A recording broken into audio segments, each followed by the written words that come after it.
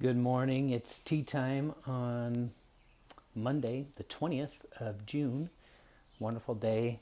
And yesterday was a really great day, Father's Day. And I believe, I don't know if there's two celebrations of Juneteenth. I get those mixed up. I don't know if there's a substitute one or not, but I'm certainly thankful for Juneteenth as well.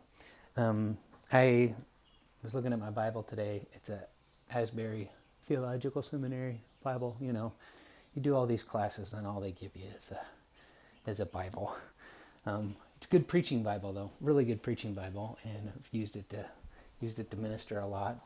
And I was thinking, it's good to read, but sometimes good to read just like a whole book at a time, if possible. I didn't make it through Esther all the way today, but I did read it in two sittings instead of, I think it was 4 or 5. The weather outside's pretty good. I've had a day where I went jogging here recently, and I got caught in a flash flood. And I'm not kidding. I mean, I ran at least a half a mile, maybe 3/4 of a mile in flash flooding. I was, of course, just drenched from head to toe. You could feel my big barrel chest, just right up against the t-shirt and everything. And I don't know. I've never been military that I know of, but I sure did feel military on that day. So, but I hope the next time I go jogging isn't quite like it. I'm not a big fan of running in thunderstorms. Many of you kind of know my history. So I'm going to step outside here and just talk to you just a little bit about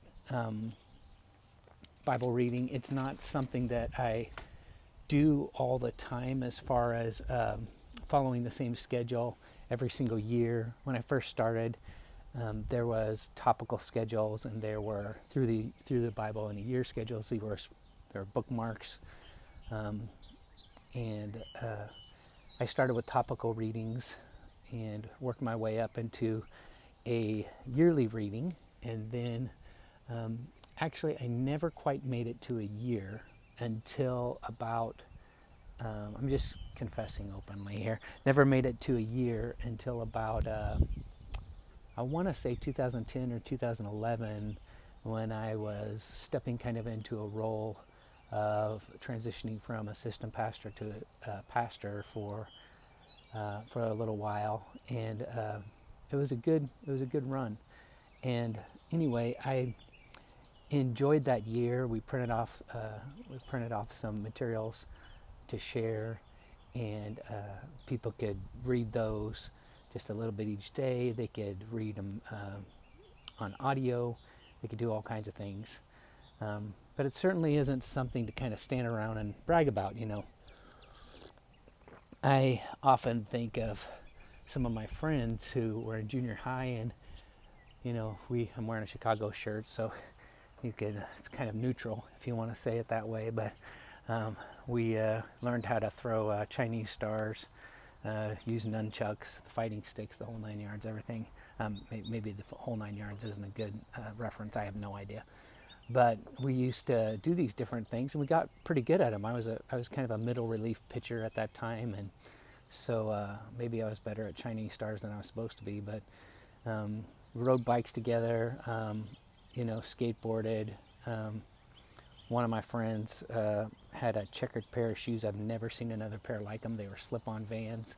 Never seen another pair. I think there were 3 colors instead of just 2. So find those if you can. There you go. And anyway, so we never really fought. Now some people did in school. I think just people who didn't quite get it, or had their own agenda, or who had somebody else's agenda. But some of our friends, there's some of us close-knit, especially in those early years, that didn't. In fact, if we did anything, it was kind of like breakdancing fights, and we didn't call them fights. You get into the circle, you have the cardboard or whatever laid out, and you're gathered around, and you call somebody out. You just kind of point at them or whatever when you're breakdancing. So those were some of the things we used to do back in those days, all the way from up through 4th, 5th, 6th grade, 7th and 8th, all through those times. And so I don't know that we ever kind of really matured out of that kind of athleticism, because I was a three sport athlete generally each year. That was kind of the rule for the house. So all I'm saying is there can come a time when we stand around, and we used to do sword drills in church. Anybody remember sword drills?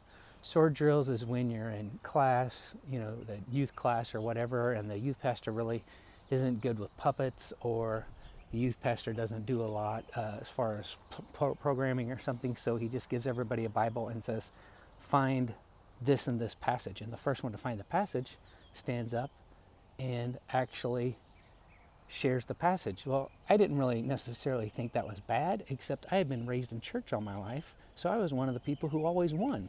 Think about how that made all the other kids feel. At some churches, they run upwards of 100 or more kids every Sunday.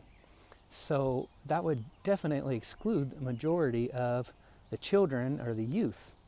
And so, it's good to teach the scriptures and to learn a memory verse maybe each week or something. That's really good.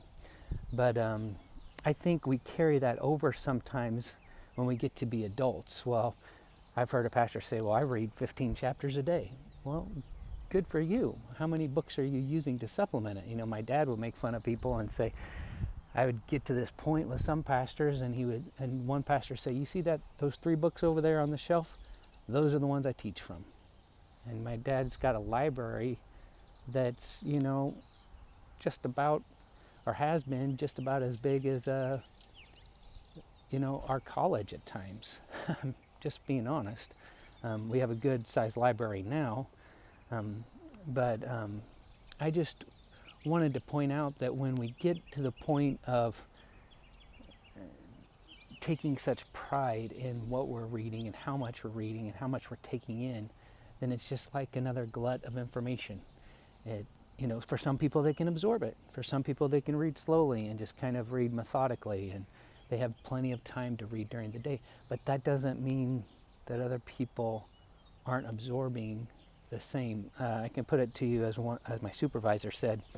He said this. He said, I hate it when people come into my counseling classes and they start automatically, because it was at seminary, mixed classes with Bible class leaders, or people seeking master's or graduate degrees in theology or what have you, and sitting in the same class next to me when I was getting my counseling degree.